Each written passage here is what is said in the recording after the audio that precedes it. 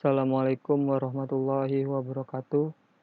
Perkenalkan, nama saya Muhammad Sofyan Mutakin dengan nomor induk mahasiswa 16105111020 jurusan Informatika angkatan 2016. Di sini saya akan mempresentasikan skripsi saya yang berjudul Rekomendasi Pemberian Beasiswa Kartu Jakarta Pintar di SMA Negeri 76 Jakarta menggunakan algoritma Fuzzy.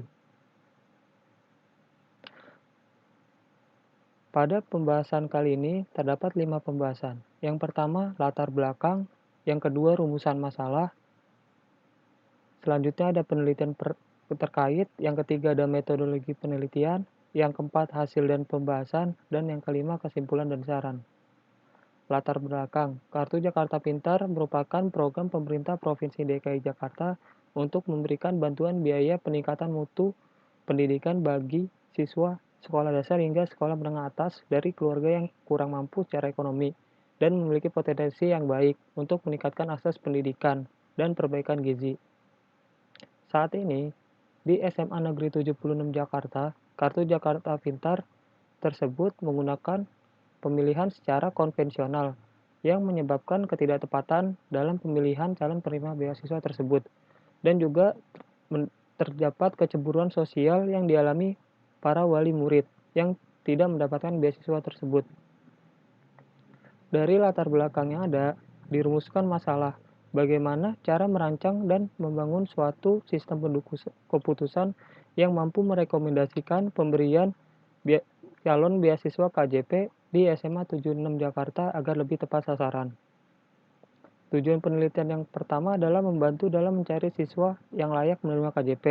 Yang kedua, mengurai komplain wali murid terhadap pemilihan beasiswa KJP di SMA 76 Jakarta. Yang ketiga, siswa yang tidak pantas menerima tidak mendapatkan hak dalam menerima bantuan pemerintah. Dan yang keempat, membantu program pemerintah. Selanjutnya, ada penelitian terkait. Penelitian terkait yang pertama, penentuan penerima Kartu Jakarta Pintar dengan metode AHP. Metodenya Analytical Hierarchy Process. Berdasarkan hasil pengolahan data, penerima Kartu Jakarta Pintar adalah alternatif Agus dengan bobot 0,187 atau sebanding dengan 18,7%. Yang kedua, ada sistem pendukung keputusan penentu kelolosan beasiswa sekolah menengah kejuruan menggunakan metode Fuzzy. Metode yang digunakan ialah Fuzzy. Hasilnya memberikan data testing dengan persentase error berupa 6,87 dan persentase akurasi sebesar 93,12 melalui data yang diproses pada variabel input dan variabel output. Selanjutnya ada sistem pendukung keputusan penerima beasiswa menggunakan Fuzzy Mamdani. Metodenya itu Fuzzy Mamdani. Hasilnya yaitu sebesar 85,7%. Perhitungan ini lebih tinggi dibandingkan dengan metode AHP yang menghasilkan 14,3%. Selanjutnya, metodologi penelitian pada kali ini yang pertama, identifikasi masalah. Selanjutnya ada pengumpulan data, lalu studi literatur, yang selanjutnya ada implementasi Fuzzy, lalu perancangan aplikasi. Selanjutnya diuji aplikasinya menggunakan Fuzzy, metode Mamdani. Jika benar, lanjut hasil pengujian, jika salah, balik ke perancangan aplikasi.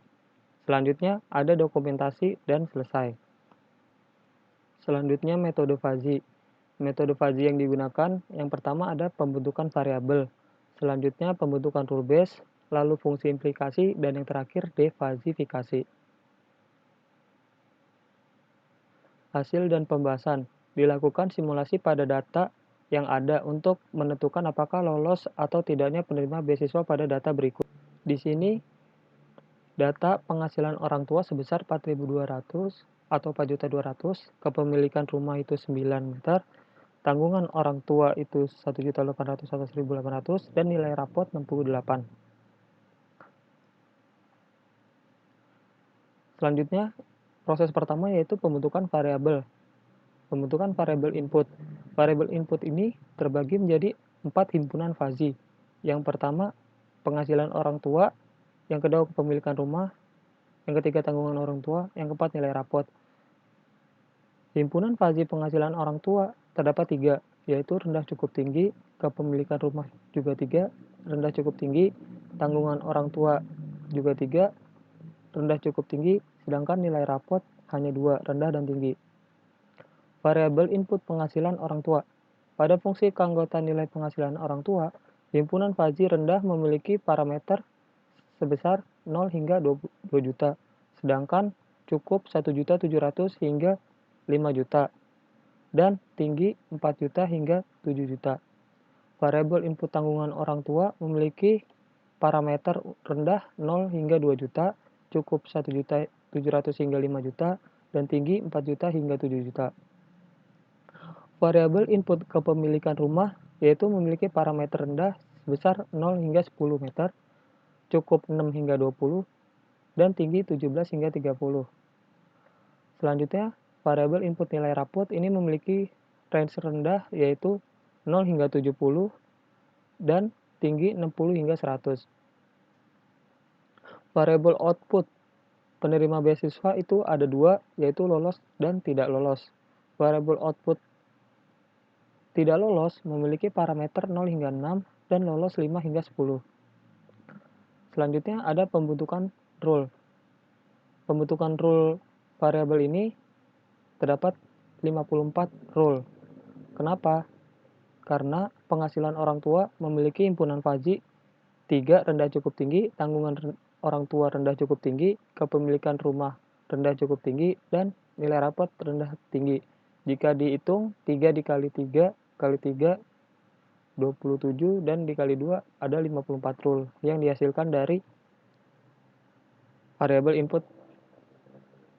Selanjutnya masuk ke mencari nilai keanggotaan. Pada kasus tersebut terdapat penghasilan rendah. Jika rendah 4.200.000 itu 0. Karena kenapa? 4.200.000 mencakup nilai keanggotaan untuk cukup dan untuk tinggi. Untuk cukup mendapatkan nilai 0,8 dan untuk tinggi mendapatkan nilai 0,2. Kepemilikan rumah yaitu 9 meter mencakup rendah dan cukup. Untuk rendah mendapatkan nilai 0,25 dan untuk cukup mendapatkan nilai 0,565. Sedangkan tinggi mendapatkan nilai 0. Tanggungan orang tua yaitu untuk rendah 0,6 dan untuk cukup 0,33, sedangkan untuk tinggi ialah 0. Sedangkan nilai rapot untuk 68 itu masuk ke rendah tinggi, untuk rendah 0,2 dan untuk tinggi 0,8. Selanjutnya masuk ke proses fungsi implikasi dan perhitungan nilai Z. Dari contoh kasus yang di atas, yang memiliki penghasilan orang tua 4.200, tanggungan 1.800, rumah 9, dan rapot 68, ini menghasilkan 18 rule. 18 rule ini akan menentukan dia lolos atau tidak lolosnya. Contohnya untuk rule nomor 19, penghasilannya itu 0,8, tanggungan itu 0,6, dan rumah 0,25, serta rapot 0,2. Nilai A predikat didapatkan dari nilai minimum dari nilai yang ada. Dari nomor rule 19 terdapat nilai minimum berupa nilai rapot sebesar 0,2. Nomor rule 20 minimalnya nilai tanggungan orang tua yaitu 0,6 dan seterusnya. Nilai Z. Nilai Z itu didapatkan dari rumus variabel output. Jika lolos, Z min 5 dikurang 6 kurang 5 sama dengan nilai A predikat. Jadi nilai Z untuk 19 itu 5,8 dan nilai Z untuk rule nomor 20 5,6 dan seterusnya. Proses defasifikasi. Defasifikasi ini saya menggunakan rumus weighted average atau rumus mencari nilai rata-rata. Jadi nilai A predikat 1 dikali Z1 ditambah A predikat 2 dikali Z2 ditambah A predikat 3 dikali Z3 dan seterusnya. Dibagi A1 ditambah A2 ditambah A3 ditambah A4 ditambah A seterusnya. A predikat 1 yaitu 0,2 dikali Z1 nomor rule 19 menghasilkan 5,8. Jadi 5,8 dikali 0,2. Di sini terdapat kesamaan data berupa 8. Dan 5,2 dikali 0,2 terdapat kesamaan data ada 4. Sedangkan 5,25 dikali 0,25 itu ada 2. Lalu dihitung dan diperoleh hasil berupa 5,83368.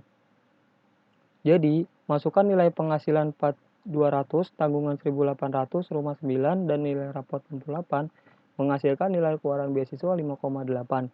Maka dapat disimpulkan bahwa siswa tersebut lolos mendapatkan beasiswa. Selanjutnya, pada hasil pengujian aplikasi.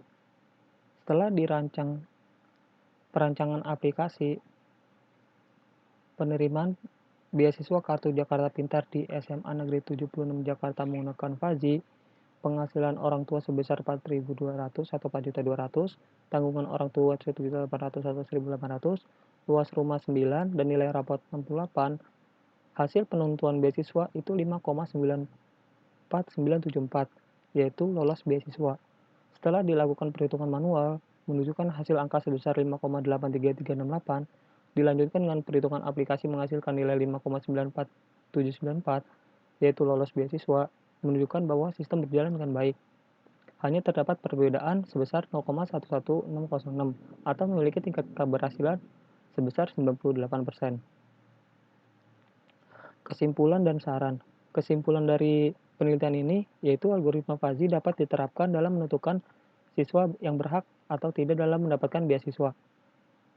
Selanjutnya, aplikasi FAZI dan juga pengujian terhadap data mampu membantu memberikan informasi prioritas siswa yang berhak mendapatkan beasiswa. Lalu setelah dilakukan uji coba, aplikasi hanya terdapat selisih perbedaan sebesar 0,11606 atau memiliki tingkat keberhasilan sebesar 98%. Adapun saran yang diberikan pada penelitian selanjutnya yaitu menambahkan variabel input yang baru sesuai syarat-syarat yang harus dipenuhi pada saat proses seleksi penerimaan. Semakin banyaknya variabel input, maka proses seleksi akan semakin ketat. Demikian presentasi yang saya jelaskan, kurang lebihnya mohon maaf. Wassalamualaikum warahmatullahi wabarakatuh.